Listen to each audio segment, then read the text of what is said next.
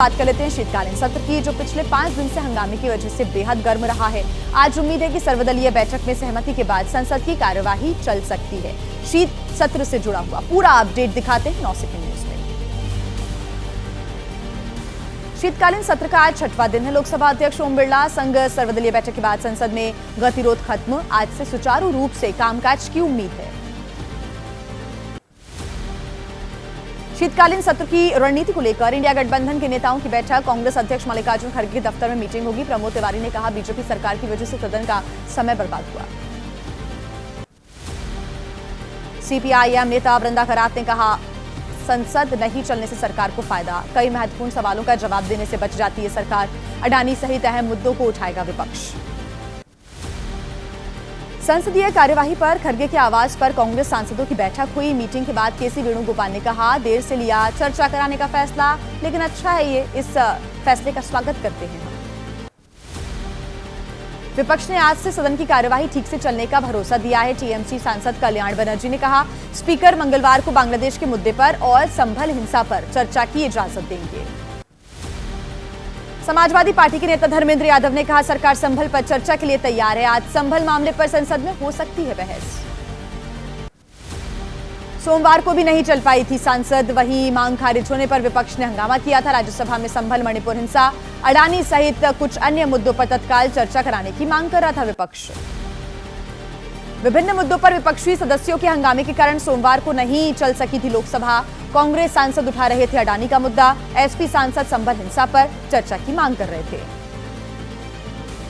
और आइए अब बात कर लेते हैं झारखंड की, क्योंकि यहां पर मुख्यमंत्री तो हेमंत सोरेन के रूप में झारखंड को मिल चुका है, लेकिन मंत्रिमंडल को लेकर पेंच अभी भी फंसा है। अभी तक झारखंड के मंत्रिमंडल को लेकर कोई नाम सामने नहीं आया। हालांकि इसे लेकर मंथन का दौर भी जारी है। 9 सेकंड न्यूज में पूरा अपडेट झारखंड के सियासी समीकरणों से जुड़ा हुआ। झारखंड चुनाव नतीजों के बाद पहली बार खड़गे से मिले गुलाम अहमद मीर। मीटिंग के बाद कहा, निर्वाचित विधायकों की लिस्ट सौंप दी गई है। मंत्री पद को लेकर कांग्रेस आला कमान लेगा फैसला। यूपी में 2027 के चुनाव की तैयारी में जुटी बीजेपी की सहयोगी पार्टी अपना दल एस कार्यकर्ता सम्मेलन में केंद्रीय मंत्री अनुप्रिया पटेल ने कहा, गठबंधन में सामाजिक न्याय की विचारधारा के साथ हैं। खड़गे के बयान पर बोले स्वामी जितेंद्रानंद सरस्वती, परिवार ने भगवान शंकर के नाम पर रखा खड़गे का नाम, लेकिन उन्होंने चाटुकारिता की सारी हदें पार कर दी। सनातन संस्कृति की मुख्य धारा से जुड़े। जयराम ठाकुर ने साधा निशाना, कहा, सीएम हमेशा कहते हैं मैं बिना बजट के शिलान्यास करता रहा। सिराज क्षेत्र में जिस परियोजना का करेंगे उद्घाटन, उसका शिलान्यास मैंने ही किया था। मोहन भागवत के बयान पर बोले आरएसएसपी नेता स्वामी प्रसाद मौर्य, कहा कि परिवार कल्याण विभाग की नीति के विपरीत है उनका यह बयान। उन्होंने मुसलमानों की जनसंख्या वृद्धि पर अपनी मुहर लगाई। दिल्ली में कानून व्यवस्था को लेकर सियासत गर्म। नारायणा में पीड़ित परिवार से मिले अरविंद केजरीवाल, कहा कि छोटे भाई की हत्या के बाद परिजनों ने खतरा जताया था, लेकिन पुलिस ने तब भी कुछ नहीं किया। महरौली से आम आदमी पार्टी के विधायक नरेश यादव पर बेअदबी का आरोप। आज दिल्ली बीजेपी का अल्पसंख्यक मोर्चा करेगा प्रदर्शन। दिल्ली बीजेपी अध्यक्ष वीरेंद्र सचदेवा के नेतृत्व में होगा प्रोटेस्ट। दिल्ली बीजेपी के आरोपों पर टीएमसी सांसद कल्याण बनर्जी का बयान, वक्फ और मुस्लिम संपत्ति के अलावा मैंने किसी अन्य धार्मिक संपत्ति का जिक्र नहीं किया। बीजेपी ने पूरा वाक्य जारी नहीं किया।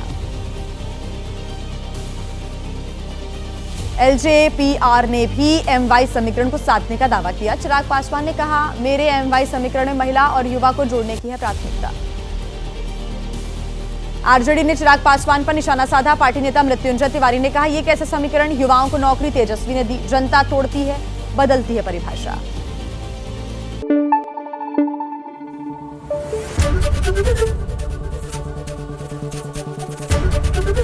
एबीपी न्यूज आपको रखे आगे।